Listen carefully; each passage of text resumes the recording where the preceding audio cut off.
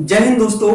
आज की इस वीडियो में हम लोग बात करेंगे बाल विवाह एवं उससे संबंधित कानूनों के बारे में। हम लोग देखेंगे कि बाल विवाह क्या है और इससे संबंधित कानूनों का इतिहास हमारे देश में क्या रहा है। क्या वर्तमान में जो लड़कों के लिए और लड़कियों के लिए विवाह की न्यूनतम आयु निर्धारित की गई है यह सही है या फिर इसमें भी कुछ संशोधन करने की जरूरत है। तो चलिए शुरुआत करते हैं। देखिए, हमारे देश में प्राचीन काल से ही हमारे समाज में विभिन्न प्रकार की रूढ़िवादियां एवं कुरीतियां विद्यमान रही हैं और वो कुरीतियां इस प्रकार रही हैं जैसे सती प्रथा, बाल हत्या, शिशु हत्या और इसके अलावा बहुपति विवाह है। और इसके अलावा बाल विवाह भी एक सबसे बड़ी कुरीति विद्यमान रही है। यह महिलाओं को आगे बढ़ने में एक बहुत ही बड़ा बाधक या स्टोन साबित रहा है प्राचीन काल से ही हमारे समाज में। देखिए, महिलाओं को आगे बढ़ाने के लिए या फिर उनको शिक्षित करने के लिए उन्हें समय देना काफी जरूरी है, लेकिन उनकी ये जैसे ही सोचने समझने की होती थी तो तुरंत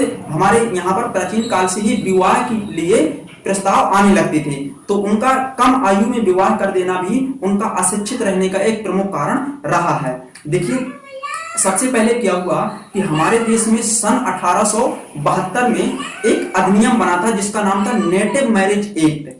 नेटिव मैरिज एक्ट सन 1872 में बनाया गया था और यह अंग्रेजों के द्वारा बनाया गया कानून था। इसमें कहा गया था कि 14 वर्ष या उससे कम उम्र की महिलाओं का विवाह क्या होगा, एक अपराध की श्रेणी में आएगा। यानी कि इतनी कम उम्र निर्धारित की गई थी नेटिव मैरिज एक्ट जो कि 1872 में बनाया गया था। देखिए, 14 वर्ष, जब कोई बच्चा होता है तो वो सोचने समझने लायक ही उसकी उम्र हो पाती है 14 या 15 वर्ष। ठीक है, अगर इतने में एज उनकी विवाह या फिर उनका विवाह कर दिया जाएगा तो उनकी पढ़ाई लिखाई या शिक्षा के उच्च स्तर तक पहुंचना उनका काफी मुश्किल हो जाता है।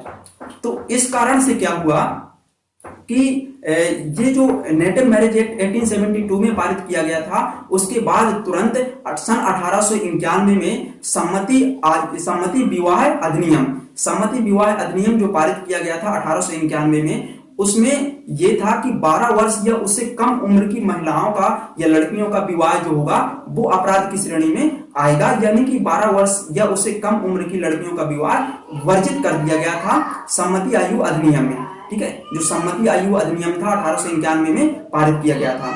और इसके बाद क्या हुआ, देखिए, विवाह की उम्र और भी बढ़ा दी गई। ठीक है, 1891 में 12 वर्ष कर दी गई 14 वर्ष से।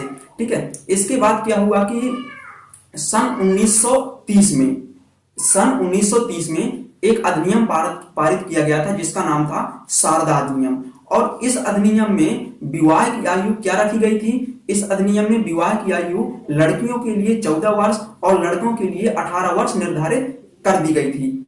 यह अधिनियम हरविलास शारदा के प्रयासों के बाद लागू हुआ था। उन्होंने काफी ज्यादा यह अधिनियम लाने के लिए प्रयास किया था, लेकिन उनका फेल्यूर एक ये रहा है कि उन्होंने लड़कियों के लिए विवाह की आयु में कोई परिवर्तन नहीं किया था और 14 वर्ष की उनकी विवाह की आयु रखी। यदि शायद लड़कियों की विवाह की आयु उस समय बढ़ा दी जाती, 14 से 18 वर्ष कर दी जाती, तो शायद आज महिलाओं का शिक्षा में स्तर काफी ऊंचा होता। ठीक है, तो सन 1930 में शारदा अधिनियम पारित किया गया। ठीक है, और इसके बाद सन 1972 में स्वतंत्र भारत में एक पुनः इसमें संशोधन किया गया शारदा अधिनियम में। ठीक है, किस डेट में, सन 1972 में शारदा अधिनियम में संशोधन किया गया और इसे बाल विवाह निरोधक अधिनियम संशोधित कानून बनाया गया सन 1972 में। इसमें लड़कियों की उम्र विवाह के लिए 14 से 18 वर्ष कर दी गई और लड़कों के लिए 18 वर्ष से बढ़ाकर 21 वर्ष कर दी गई थी। ठीक है, तो ये वर्तमान में अभी स्थिति देखी जाए तो लड़कियों के लिए 18 वर्ष आयु है विवाह की न्यूनतम आयु और लड़कों के लिए विवाह की न्यूनतम आयु 21 वर्ष है। देखिए, अगर हम देखेंगे तो ये जो आयु है लड़कियों के लिए 18 वर्ष, क्या ये सही है न्यूनतम आयु? क्या इस आयु में वो अपना विकास कर सकती हैं या फिर शिक्षा प्राप्त कर सकती हैं पूरी तरह से? देखिए, वर्तमान में महिलाओं को शिक्षित होने की जरूरत नहीं है, उनको उच्च शिक्षित होने की जरूरत है, यानी कि उच्च शिक्षा प्राप्त करने की जरूरत है। देखिए, क्या होता है, ग्रामीण तबकों में बहुत सी महिलाएं, बहुत सी लड़कियां ऐसी होती हैं जो 12वीं क्लास तक तो अपनी एजुकेशन पूरी कर लेती हैं, लेकिन उसके बाद शिक्षा में रोजगार पाना उनका एक काफी बड़ी उनके लिए चुनौती बन जाती है। तो यदि हम लड़कियों की विवाह की न्यूनतम आयु बढ़ा दें, 18 से 21 वर्ष कर दें लड़कों के समान, तो कहीं ना कहीं ये उनको उच्च शिक्षा प्राप्त करने में काफी मदद साबित करेगा, मदद उन्हें दिलाएगा, क्योंकि उनको उच्च शिक्षा प्राप्त करने के लिए काफी ज्यादा टाइम उपलब्ध हो जाएगा। ठीक है, तो ये वर्तमान में स्थिति है, अब इसको किस तरह से चेंज कर सकते हैं।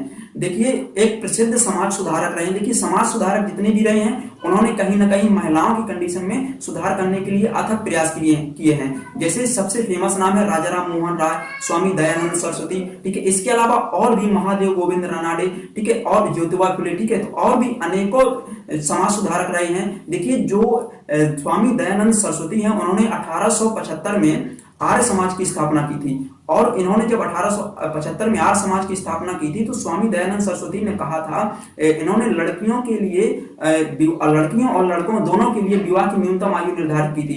उन्होंने लड़कों के लिए विवाह की न्यूनतम आयु 25 वर्ष बताई थी और लड़कियों के लिए विवाह की न्यूनतम आयु 16 वर्ष बताई थी, जो कि इन्होंने भी काफी ज्यादा लड़का और लड़की में भेदभाव रखा था, क्योंकि 16 वर्ष ये भी काफी कम आयु थी लड़कियों की, क्योंकि इस आयु में उनका यदि विवाह कर दिया जाएगा तो उनका कहीं ना कहीं सामाजिक और शैक्षिक विकास रुक जाएगा, अवरुद्ध हो जाएगा, ठीक है। तो दोस्तों, इस वीडियो में हम लोग इतनी ही बात करने वाले हैं और नेक्स्ट वीडियो में किसी अन्य टॉपिक के बारे में विस्तार के साथ में डिस्कस करने